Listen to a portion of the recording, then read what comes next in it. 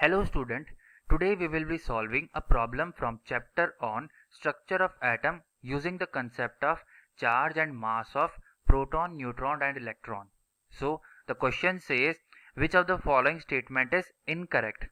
Option A is the charge on electron and proton are equal and opposite. Option B says neutron have no charge. Option C says the mass of proton and electron are nearly same and option D says none of the above. So इस question में हमें बताना है कि कौन सा statement incorrect है और ऑप्शन ए कह रहा है कि charge of electron and proton are equal and opposite. Option B कह रहा है न्यूट्रॉन के पास कोई भी चार्ज नहीं है. ऑप्शन सी कह रहा है the mass of proton and electron are nearly same और option D none of this. Okay, so first statement बिल्कुल करेक्ट है जिसमें बताया गया है कि charge of electron and proton are equal.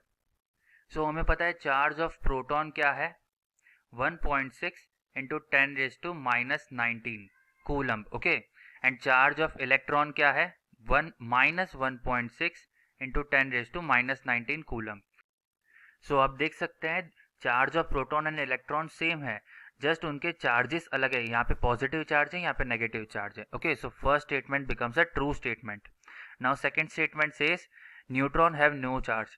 Yes, this is also correct कि neutron के पास कोई चार्ज नहीं होता, इसलिए न्यूट्रॉन को न्यूट्रल भी कहा जाता है क्योंकि उसके पास ना पॉजिटिव चार्ज होता है ना नेगेटिव चार्ज होता है. Now third option says the mass of proton and electron are nearly same.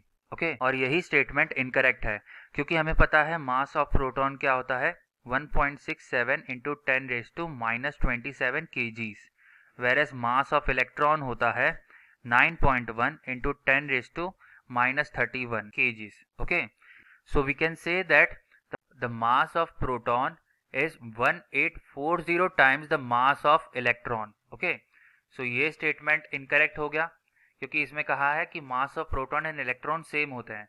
So our correct answer will be option C. Correct answer for this question will be option C. Thanks for watching this video. I hope you did follow the solution to the given question.